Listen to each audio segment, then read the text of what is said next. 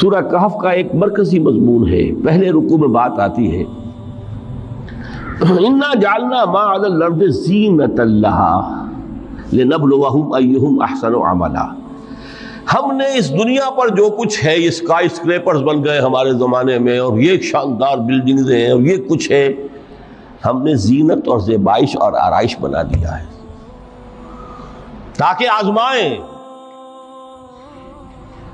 انہی کے حسن کے شکار ہو جاتے ہو اور ان کے پرستار بن کر رہ جاتے ہو. رخ روشن کے آگے شمع رکھ کر وہ یہ کہتے ہیں ادھر جاتا ہے دیکھیں یا ادھر پروانہ آتا ہے. پھر بھی اللہ ہی کے عاشق بنے رہو، اللہ ہی سے محبت کرو تو کامیاب ہو گئے. دنیا کو برتو. اگر دنیا یہ عروس ہزار داماد جو ہے، اگر کہیں یہ محبوبہ بن گئی تو گئے، ختم. وَمَا الْحَيَاةُ الدُّنْيَا إِلَّا مَتَاعُ الْغُرُورِ. یہاں بھی آخری الفاظ وہ ہے کہ دنیا کی زندگی دھوکے کے سوا کچھ نہیں. کیوں؟ اگر تو دنیا کی زندگی میں گم ہو گئے، جیسے کہ اقبال نے کہا ہے کہ کافر کی یہ پہچان کے آفاق میں گم ہے، اور مومن کی یہ پہچان کے گم اس میں ہے آفاق. دنیا میں رہو، طالب دنیا نہ بنو، طالب عقبہ، طالب آخرہ.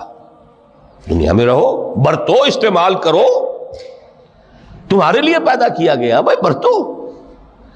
متاع ہے، برتنے کی شے ہے. ہاں حلال اور حرام کی پابندیاں سامنے رکھو، باقی برتو. مطلوب یہ نہ ہو، مقصود یہ نہ ہو، مطلوب آخرہ ہو. انما الدنیا خلقت لکم وانتم خلقتم للآخرہ. منزل وہ رہے، مستحضر رہے، سامنے رہے کہ میں تو اجنبی ہوں، یہاں یہ میرا وطن نہیں ہے. الدنیا سجن المومن و جنت الکافر.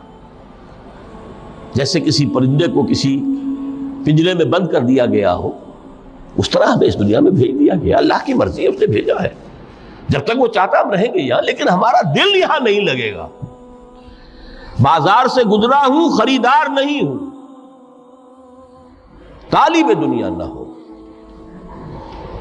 تب تو یہ کوئی دھوکے کا سودا نہیں، قطعاً نہیں، بالکل نہیں. حضور نے خود فرمایا مجھے تمہاری اس دنیا میں سے فلاں فلاں چیزیں بہت پسند ہیں، اور کس قدر ریئلسٹک ہیں.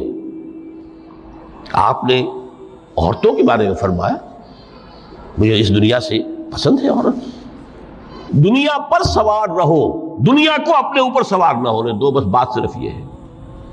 کافر کی یہ پہچان کہ آفاق میں گم ہے. ایک راستہ یہ ہے، ترک دنیا کے معنی ہے ترک لذات دنیاوی، آسائشوں کو ترک کرنا. سختیاں جھیلنا کس لیے؟ تاکہ دنیا سے ظلم کا خاتمہ، باطل کا تختہ الٹ دیا جائے، ظلم کا استیصال. ظاہر بات ہے ظالم آسانی سے ظلم نہیں چھوڑے گا. محنت لوگ کریں، کھائیں گے ہم، عیش ہم کریں گے. محنت کسان کریں جا کے کھیت میں، ہم لے آئیں گے اپنا حصہ اور عیش کریں گے. یا کوئی سوشل ڈسکریمنیشن ہے، یہ اونچا ہے یہ نیچا ہے، یہ تو پیدا ہی ہوا ہے شودر، یہ اس سے نکل ہی نہیں سکتا. اور یہ پیدا ہوا برہمن، یہ تو اونچا ہے. اس تینوں قسم کے ظلم، اس کا خاتمہ کرنا، اس کے لیے جد و جہد کی ضرورت ہے، جہاد کی ضرورت ہے، قتال کی ضرورت ہے. اور جہاد و قتال آپ نہیں کر سکتے جب تک کہ لذات دنیاوی سے کنارہ کشی نہ کریں، جب تک کہ اپنی بیلٹ کو ٹائٹ نہ کریں، جب تک کہ اپنی ضروریات زندگی کو کم نہ کریں. تو پھر وہ جد و جہد، وہ محنت، وہ جہاد، اس کے لیے آپ کے پاس وقت ہوگا، اس کو آپ لگا سکیں گے. پھر اس میں جب سخت سے سخت منزلیں آئیں گی تو اس میں میدان میں مقابلہ بھی ہوگا، جان کی بازی بھی کھیلنی پڑے گی. اس میں قید و بند کا وقت بھی آ سکتا ہے. 3 برس تک اگر محمد عربی صلی اللہ علیہ وسلم پورے خاندان بنی ہاشم کے ساتھ بدترین اسیری سمجھ لیجئے شیب بنی ہاشم میں جو رہے، یہاں تو اسیروں کو آپ راشن تو دیتے، کھانا تو دیتے، وہاں تو اصل جو ہے وہ تو دونوں طرف سے گھاٹی کا منہ بند کر دیا گیا تھا، سیل تھی کہ کوئی شے جو ہے وہ جانے نہ پائے اندر. 3 برس جس میں کہ وہ وقت بھی آیا ہے کہ سوکھے ہوئے چمڑے ابال ابال کر اس کا پانی جو ہے بلکتے ہوئے بچے، پھول جیسے بچے بنی ہاشم، ان کے حلق میں ٹپکایا گیا ہے، اور کچھ نہیں۔ یہ سارے مراحل آئیں گے۔ یہ جو ہے یہ مثبت ہے۔ ترک دنیا وہ نہیں۔ ترک دنیا سے مراد دنیا کی لذتوں سے، دنیا کی آسائشوں سے، ان سے آدمی اپنے آپ کو پیچھے ہٹائے، ان کو چھوڑے، ان کو ترک کرے، تاکہ اپنا وقت، اپنا مال، اپنی صلاحیتیں صرف کر سکے۔ کس کام کے لیے؟ لِيَقُومَ النَّاسُ بِالْقِسْطِ، تاکہ لوگ عدل پر قائم ہوں۔ یہ ہے سول آبجیکٹو۔ یہ نہیں بس ہماری کتاب پڑھ لیا کرے، ختم قرآن ہو گیا، اللہ اللہ دعا مانگ لی، چھٹی۔ قائم کرو اس کو، ہر ایک کو وہی تل کر ملے جو اس کا حق ہے، اور ہر ایک سے وہ لیا جائے کہ جو اس کے ذمہ واجب ہے۔ اگر یہ نہیں تو بابا پھر سب کہانیاں ہیں، شریعت اور دین اور نماز اور روزہ اور حج، کوئی حیثیت ان کی نہیں۔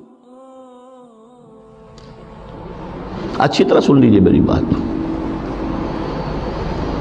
قرآن مجید میں کہلوایا گیا حضور سے، قل یا اہل الکتاب لستم علی شیء حتی تقیموا التوراۃ والانجیل وما انزل الیکم من ربکم۔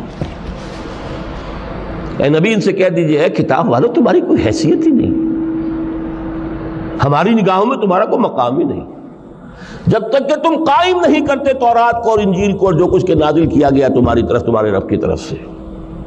قائم کرو، پھر آؤ ہم سے بات کرو، ہم سے دعا کرو، ورنہ دفع ہو جاؤ۔ Nothing doing. They don't care for you. لستم علی شیء حتی تقیموا التوراۃ والانجیل وما انزل الیکم من ربکم۔ اب قانون خداوندی تو بدلتا نہیں ہے، نہ فرام پرسن ٹو پرسن، نہ فرام نیشن ٹو نیشن، نہ فرام امہ ٹو امہ، اٹل ہے۔ وَلَن تَجِدَ لِسُنَّتِ اللَّهِ تَبْدِيلًا وَلَن تَجِدَ لِسُنَّتِ اللَّهِ تَحْوِيلًا۔ سنت اللہ تو ایک ہے۔ اب اس آیت کو ذرا پڑھیے، قُلْ يَا أَهْلَ الْقُرْآنِ لَسْتُمْ عَلَىٰ شَيْءٍ حَتَّىٰ تُقِيمُوا الْقُرْآنَ وَمَا أُنزِلَ إِلَيْكُم مِّن رَّبِّكُمْ۔ کہہ دو اے محمد کہ اے قرآن والو تمہاری کوئی حیثیت نہیں ہے ہمارے سامنے جب تک کہ تم قرآن کو قائم نہیں کرو۔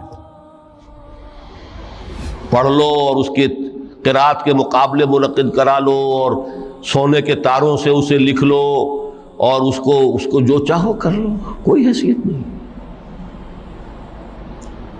قائم کرو اس قرآن کو، اس کے نظام کو، اس کے قانون کو۔ سورہ شورى میں حضور سے کہلوایا گیا، قل وَأُمِرْتُ لِأَعْدِلَ بَيْنَكُمْ، مجھے یہ حکم ہوا ہے کہ میں تمہارے مابین عدل قائم کروں۔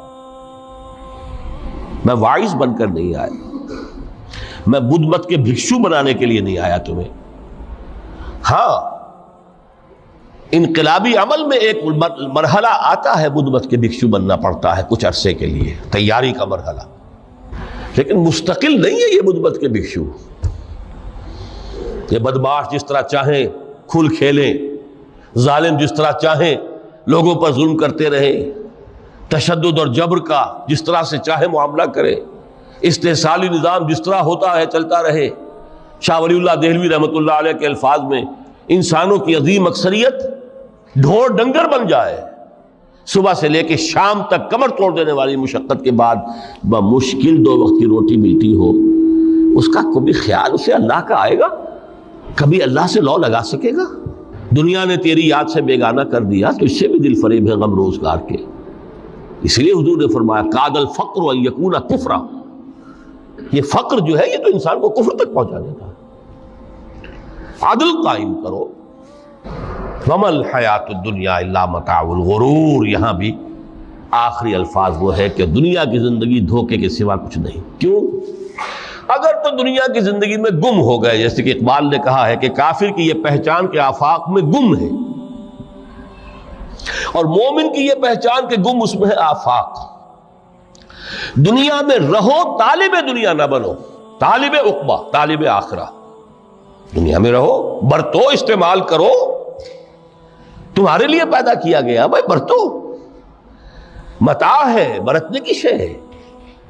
ہاں، حلال اور حرام کی پابندیاں سامنے رکھو، باقی مر تو مطلوب یہ نہ ہو، مقصود یہ نہ ہو، مطلوب آخرہ ہو۔ انما الدنیا خلقت لکم وانتم خلقتم للآخرہ، منزل وہ رہے، مستحضر رہے، سامنے رہے کہ میں تو اجنبی ہوں، یہاں یہ میرا وطن نہیں ہے۔ الدنیا سجن المومن و جنت الکافر، جیسے کسی پرندے کو کسی پنجرے میں بند کر دیا گیا ہو، اس طرح ہمیں اس دنیا میں بھیج دیا گیا، اللہ کی مرضی ہے، اس نے بھیجا ہے۔ جب تک وہ چاہتا ہم رہیں گے یہاں، لیکن ہمارا دل یہاں نہیں لگے گا۔ بازار سے گزرا ہوں، خریدار نہیں ہوں،